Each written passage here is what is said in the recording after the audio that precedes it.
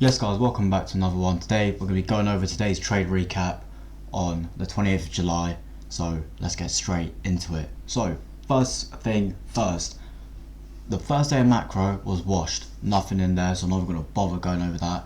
Second day of macro also was pretty washed. We did get a sweep of buy side liquidity, however, didn't get any positions. So then coming into the second day of macro, there was literally nothing to take. So we then had what you can see on the screen now is this point of minor buy side and then this point of minor sell side, and we actually had the New York opening price marked out as a draw, but then that also got taken out. So coming into the lunch macro, we actually had some sort of opportunities to play around with. So let me show you guys. Let me show you guys what we were looking for. We had swept this point of sell side, so like I told you guys, the New York opening price, and we had a clean displacement higher through this short-term high, and then we had this 1 minute bullish gap. Now this 1 minute bullish gap had already been tapped into, but I was looking for a second tap to go long. However, the second tap then happened 3 minutes before macro, so it wasn't valid to take outside of my rules, so simply I'm not going to take it. So I would have taken longs there and then reduced risk at the first short-term high and targeting minor buy side for a 1 to 4. Then when macro started, we obviously, if we did get a third touch, I would not have gotten on that as the trade would have been invalidated. So I took a look on the higher time frame, as you know, do I still want to look for longs at this point?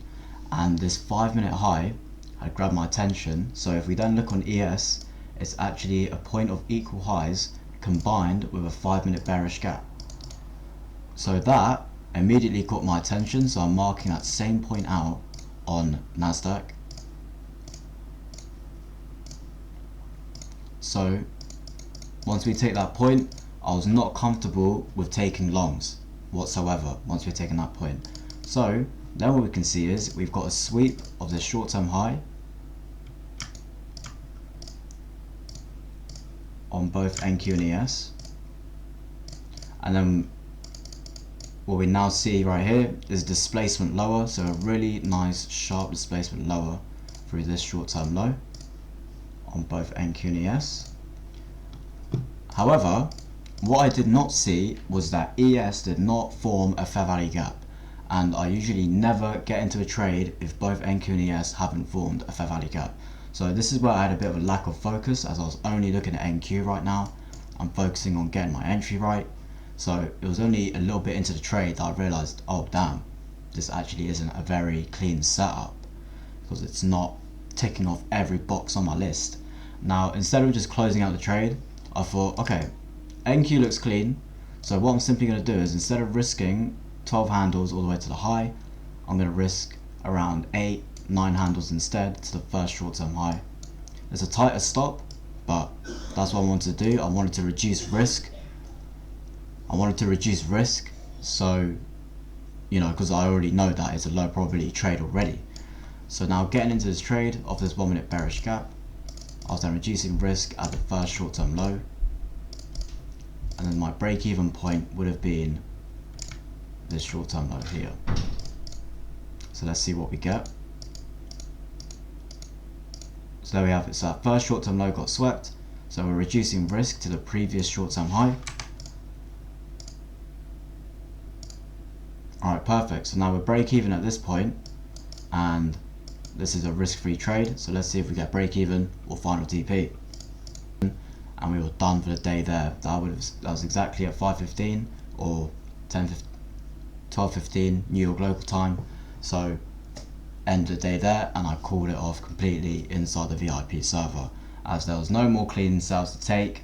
The PM session, I actually looked at the PM session, there actually was a trade that you could have potentially have taken, but it's no news Monday, and there's no point of engaging in low probability setups, even if they do play out. You're not going to know that before, that's just hindsight.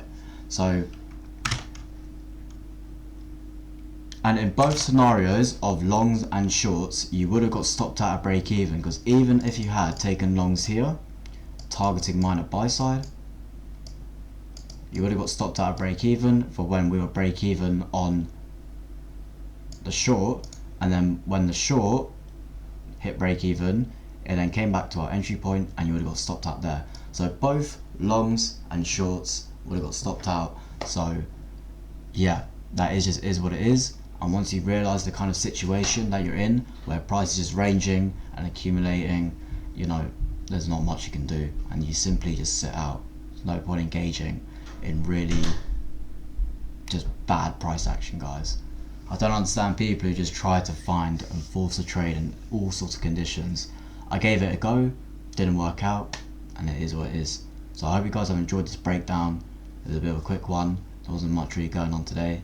And so yeah, we'll be back tomorrow for the New York 8 macro, and we'll see what we get for the rest of the week.